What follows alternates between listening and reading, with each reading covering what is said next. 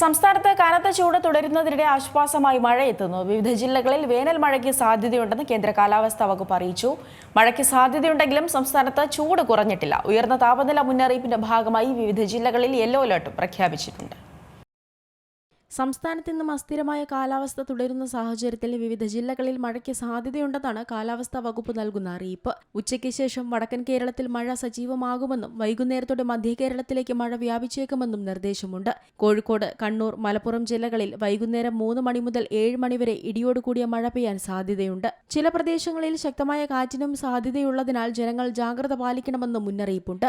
രാത്രിയോടെ പാലക്കാട്, തൃശൂർ ജില്ലകളിലേക്കും മഴ വ്യാപിക്കാൻ സാധ്യതയുണ്ട്.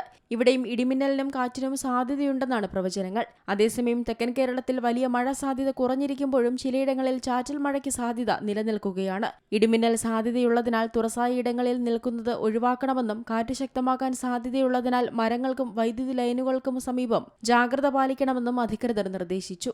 അതേസമയം സംസ്ഥാനത്ത് പകൽ ഇടയ്ക്കിടെ അനുഭവപ്പെടുന്ന മൂടിക്കെട്ടിയ അന്തരീക്ഷത്തിന് പിന്നിൽ നിരവധി കാലാവസ്ഥാ ഘടകങ്ങൾ പ്രവർത്തിക്കുന്നതായി കാലാവസ്ഥാ നിരീക്ഷകർ പറയുന്നു. അറബിക്കടലിൽ നിന്നെത്തുന്ന ഈർപ്പമുള്ള കാറ്റും അന്തരീക്ഷത്തിലെ അസ്ഥിരതയും ചേർന്നാണ് ഈ സാഹചര്യം ഉണ്ടാകുന്നത്. വായുവിലെ ഈർപ്പം ഉയരുന്നത് മേഘങ്ങളുടെ രൂപീകരണം വേഗത്തിലാക്കുമെന്ന് മാത്രമല്ല, സമീപ പ്രദേശങ്ങളിൽ രൂപപ്പെടുന്ന കുറഞ്ഞ മർദ്ദമേഖലകളും വായുവിനെ മുകളിലേക്ക് ഉയർത്തി കട്ടിയുള്ള മേഘാവരണം സൃഷ്ടിക്കും. ഇതോടെ ആകാശം മുഴുവൻ മേഘാവൃതമാകും. പകൽ സമയത്ത് ഉയർന്ന ചൂടും വൈകുന്നേരത്തോടെ തണുത്ത കാറ്റിന്റെ പ്രവേശനവും തമ്മിലുള്ള വ്യത്യാസം മേഘങ്ങളുടെ വളർച്ചയെ ശക്തിപ്പെടുത്തും. ഇതാണ് പലപ്പോഴും ഇടിയോടുകൂടിയ മഴയ്ക്കും കാരണമാകുന്നത്.